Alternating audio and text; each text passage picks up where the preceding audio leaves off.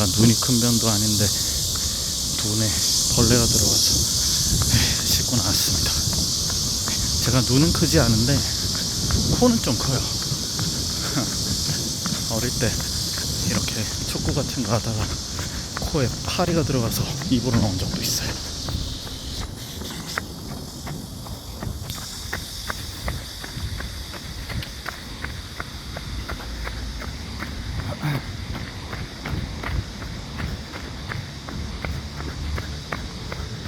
오늘 정말 날씨가 덥지만 그런데 정말 이 코스는 나무가 너무 많아서 여기가 경의선 숲길공원 정말 어디 놀러 온 것 같은 그런 기분을 줍니다.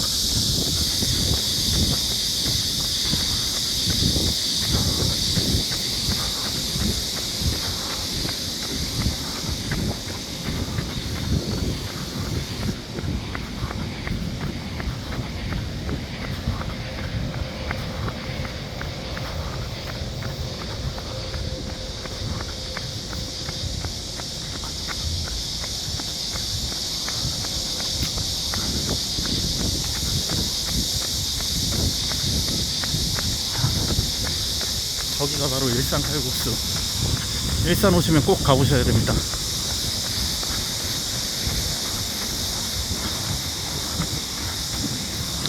바람이 부니까 너무 좋아요.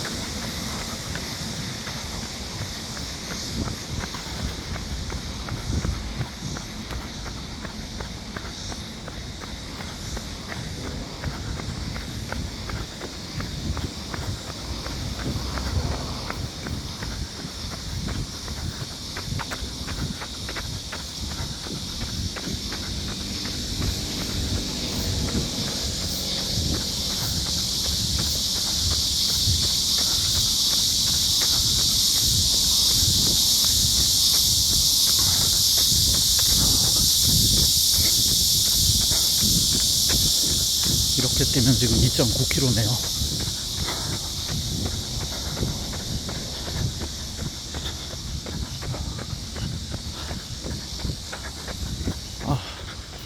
오른다리가 좀 아파서 좀 느리게 뛰어야 될 것 같아요.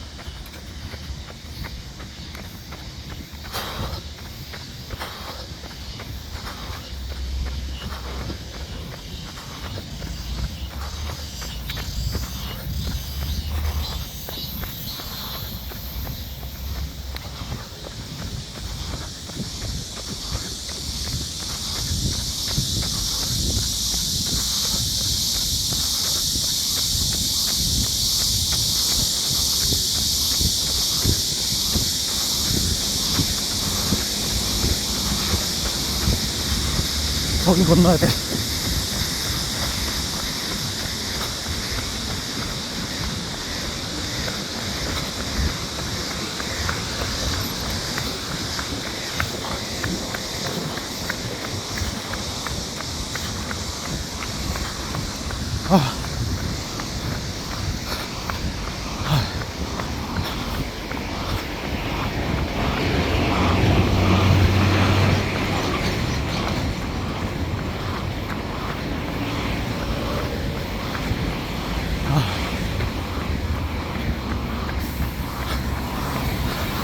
정말 덥네요.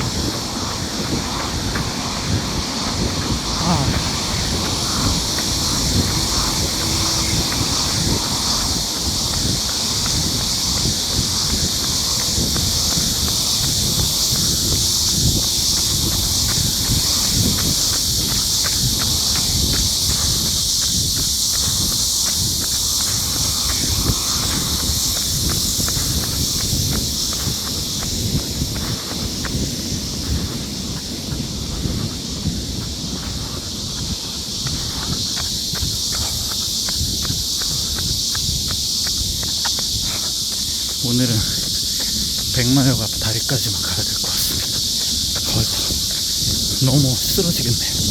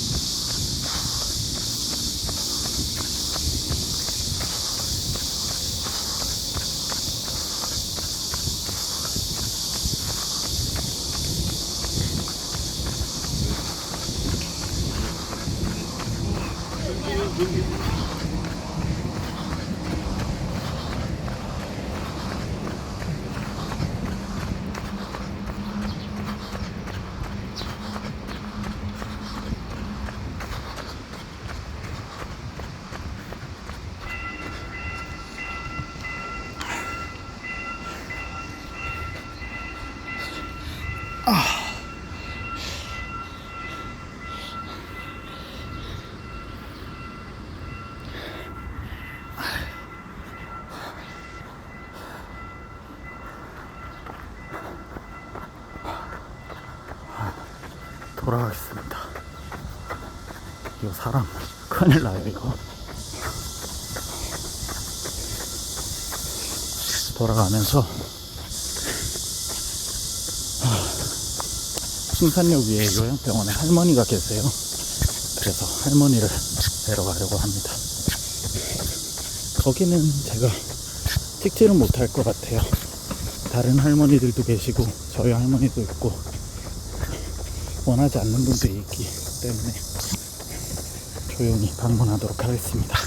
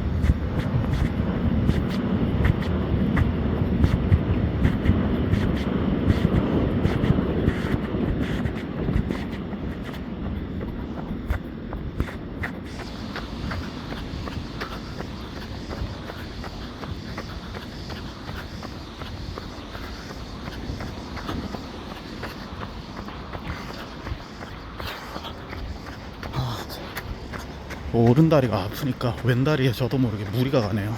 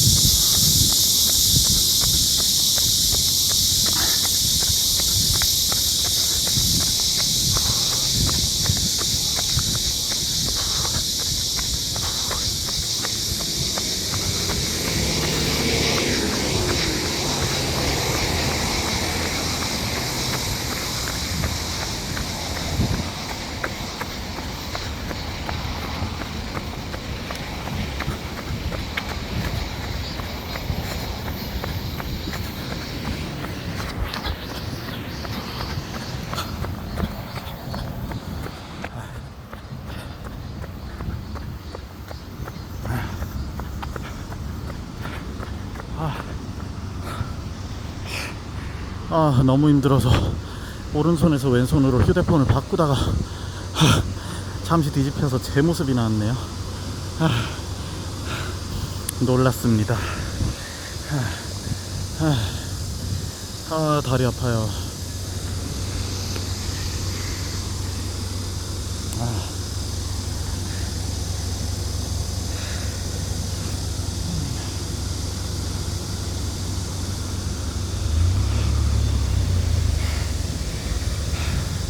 아직까지 제가 모르는 분들에게 제 얼굴을 꺼내는 게 준비가 되지 않았어요. 하려면 하는데 제 와이프의 의견도 워낙 중요하기 때문에 와이프는 저희가 유명해지는 걸 싫어해요. 저는 유명해지고 싶지만 확신이 없는 유명한 삶이 과연 행복한 삶인가 제가 유명해질 수 있다는 건 아니라, 제가 뭐 외모가 그렇게 특출난 것도 아니고 알고 있는 지식이 어떤 분야에 그렇게 깊은 것도 아니고, 다만 장점이 있다면 얕지만 되게 폭넓게 안다는 거? 어떻게 보면 김구라랑 비슷한 것 같아요. 어떤 분야에 대해서는 정말 얕고 하지만 알긴 알고, 어떤 분야에 대해서는 그래도 제가 전공한 부분이 있기 때문에, 제가 공학을 전공해서 지금 계속 기업들을 만나는 일을 하고 있어요. 그래서 그 기업분들을 만나면서 또 계속 배워가는 것도 있고, 근데 제가 공학 전공을 하다 보니 제가 좀 잘 이해하고 그들과 대화를 더 이끌어내는 건 있는 것 같아요. 기업분들과 그렇게 하다 보니 자연스럽게 또 제 업계에 있는 다른 동료분들보다는 제가 좀 더 알게 된 것 같고, 그렇게 하다 보니 기업분들의 얘기를 더 깊게 들을 수 있고, 그러다 보니 더 많이 알고, 좀 이게 어느 정도 마치 우주에서 연주시차가 처음에 작은 정말 몇 초 이렇게 나눠져 있지만 끝에 가서 벌어지듯이, 제가 원하는 것도 그거예요. 정말 시작은 차이가 얼마 나지 않지만 나중에 크게 나게 되는, 결국 그게 방향의 의미죠. 그런 방향성을 가지려고 저는 계속 노력하고 사는 사람입니다. 그래서 저는 결국에는 사람들을 많이 만나는 일이거든요. 사람들을 만나다 보니 말주변도 조금은 더 느는 것 같고, 아는 것도 조금은 더 느는 것 같고, 결국에 안다는 게 뭐 안의 원리를 이해하는 게 가장 큰 알미지만, 또 대화를 함에 있어서는 어느 정도 용어와 그 의미만 알아도 대화는 가능하거든요.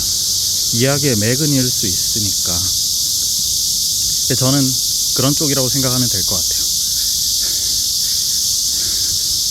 제가 공학을 전공했지만 뭐 생명공학에 대해서는 잘 알지 못하죠.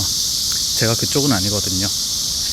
그냥 기초, 공학 생물 기초 정도를 들은 게 마지막 생물에 대한 지식이죠. 화학도 마찬가지예요.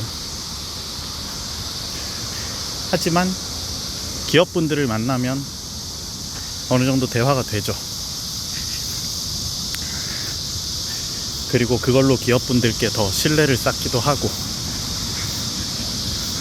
뭔가 저에게 얘기하면 좀 더 나은 상황이 될 수 있을 것 같기도 하고,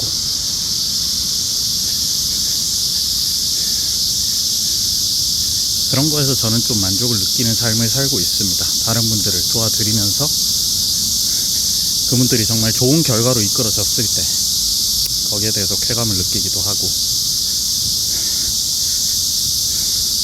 꼭 그 기업들이 결과적으로 성공하지 못했더라도 그 안에 계신 구성원분들은 저에게 고마워했으면 하는, 그렇게 계속 저라는 사람의 의미를 관계에서 다른 사람이 뭐 인생에서까지는 아니더라도 삶의 기억 속에서 제가 했던 행동들이 어떤 의미가 되어서 갔으면 좋겠다고 생각하는 사람 중에 하나예요. 이게 좀 뜬구름 잡는 소리죠. 이게 또 유튜브의 장점인 것 같아요. 제 마음대로 뜬구름 잡는 소리를 해도 뭐 제가 할 수 있다는 것.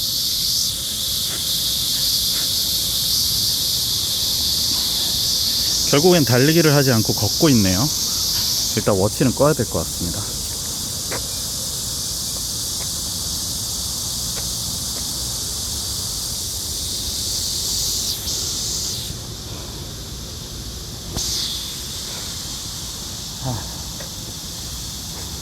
얼굴은 안 나오고 그래도 조금이나마 대화하는 느낌은 드시도록 제가 지금 대화를 하고 있기 때문에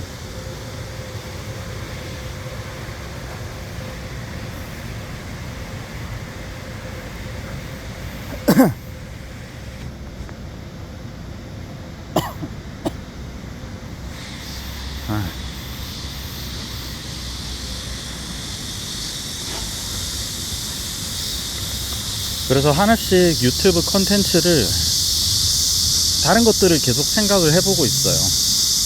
사실 이 유튜브라는 게 영원히 갈 거는 저는 아니라고 생각을 해요. 계속해서 플랫폼은 바뀌어갈 거예요. 유튜브에 대해서도 이미 사람들이 재미를 덜 느끼고 피로를 더 느끼고 이런 시점이 오고 있기 때문에, 예전에 정말 인기가 많았던 게 있죠. 대한민국에서 꼭 동영상 플랫폼이 아니더라도 결국에 그 본질은 관계 그리고 컨텐츠 두 가지라고 저는 생각을 해요. 근데 유튜브는 컨텐츠에 좀 더 집중이 된 플랫폼인 거고, 결국 사람들이 가장 원하는 건 안도감, 쾌감, 정보, 관계에서 오는 만족감, 여러 가지들이 있는데,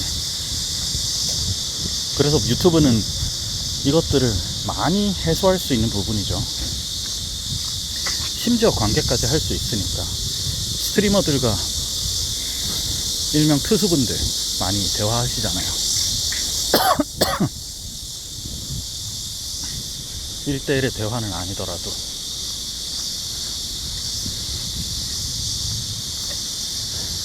그런데 계속해서 유튜브가 사람들에게 필요한 니즈를 채워줄 것이냐, 저는 아니라고 생각을 하고.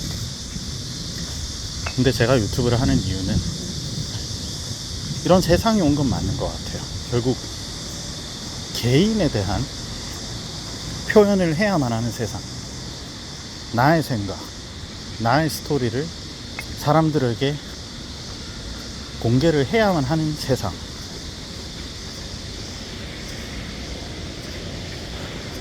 어떻게 보면 송기영 작가님의 그 핵개인과 좀 맞물려 있기도 해요. 송기영 작가님이 얘기하신 것 때문에 제가 이런 생각이 더 강해졌는지도 모르고. 근데 결국은 기존 자본주의 시대, 자본주의는 계속해서 저는 갈 거라고 생각을 합니다. 무너질 수가 없어요.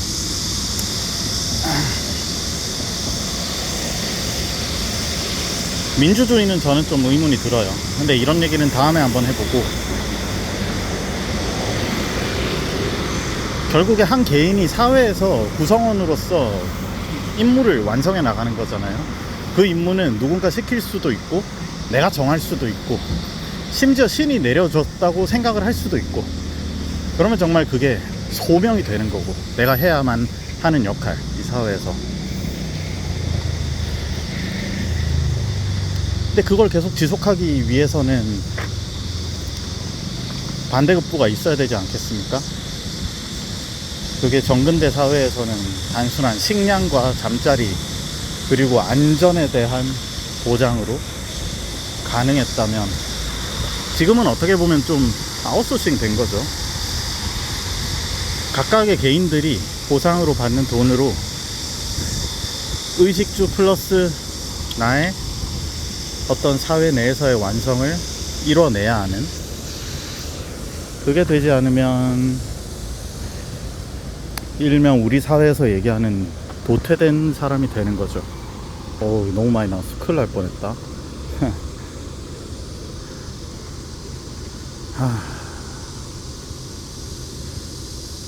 그러면은 기존에 일반적으로 자본가와 노동자가 있었다면,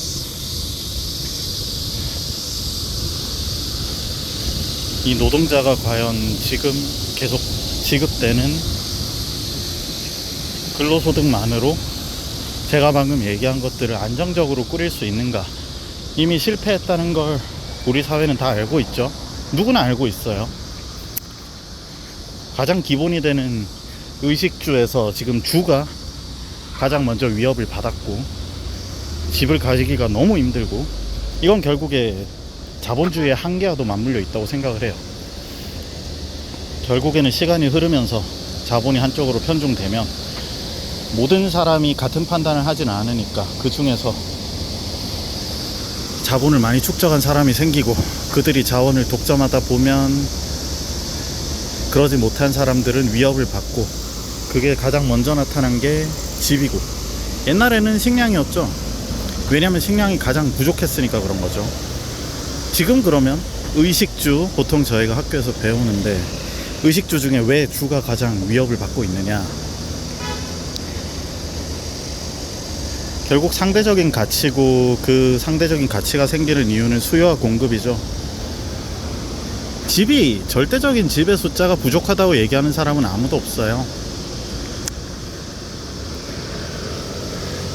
내가 이 세상에서 가는데 내가 만족스럽게 살 수 있는 집, 그 집이 부족한 거죠. 그 집은 일자리와 연관이 되어 있고,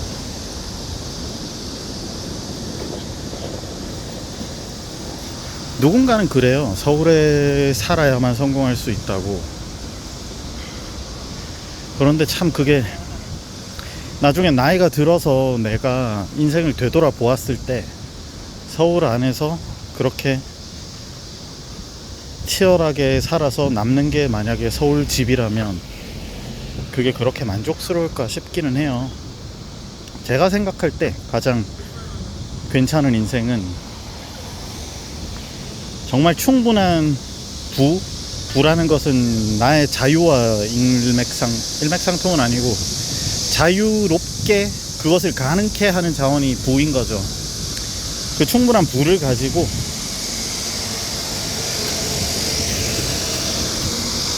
지역에 사는 사람이 가장 행복한 삶이라고 생각을 합니다. 굳이 서울에서 내가 사는 공간까지 줄여가며, 내가 사는 공간의 퀄리티까지 줄여가며 어마어마한 금융 부채를 지고, 그 금융 부채를 극복하기 위한 이자를 갚아내면서 살아서 집이 남는다면, 어떻게 보면 헤리티지죠. 유산이 돼가고 있는 거예요.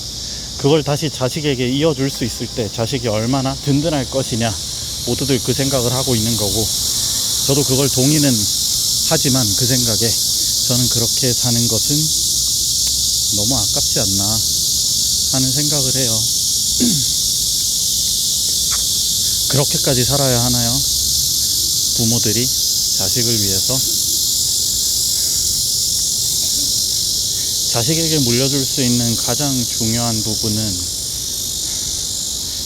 저는 삶의 원칙을 세울 수 있는 능력, 그리고 그 원칙을 지키기 위해서 지속적으로 노력을 할 수 있는 능력, 이거라고 생각을 하거든요. 곧 저도 출산을 하지만 저는 저 애에게 그런 걸 주고 싶고,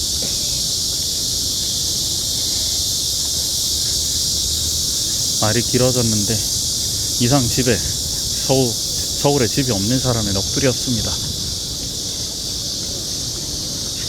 근데 정말 저에게 지금보다 조금 더 부가 축적이 돼서 서울에 집을 살 수 있는 능력이 된다. 그러면 저는 그 시점에 집을 사기보다는 우리 사회가 가지고 있는 문제를 해결하는데 제 개인이 할 수 없어서 법인의 형태로 해야 하는 노력들, 거기에 자원을 투입하는 게 맞다고 생각하고, 그게 더 저의 일상에서 행복할 거라고 생각을 합니다. 넋두리 들어주셔서 감사하고, 병원 앞에 다 왔어요. 정말 저희 집, 여기가 지금 하늘마을 4단지, 할머니랑 저랑 살던 곳이 여기에요. 왼쪽에 있는 아파트, 임대주택이죠.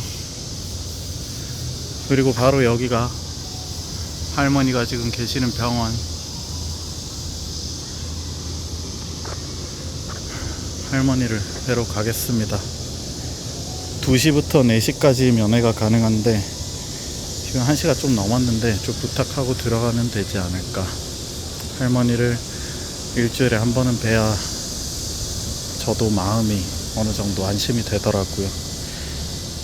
긴 얘기 들어주셔서 감사하고, 다음부터는 이렇게 달리기 하다가 달리기를 못하게 되는 이런 형식이 아닌, 한번 좀 자리를 만들어 놓고 얘기를 해보겠습니다. 해보고 어느 정도 좀 더 확신이 서면 저는 대화를 해보고 싶기 때문에 라이브 형태로, 실내 라이브로 들어주시는 분들하고 대화도 한번 해보고 싶기는 해요. 그 방식이 어떻게 하는지 모르겠어요. 근데 디스코드를 써야 하는지 단순 전화통화로는 전달이 힘들 것 같고.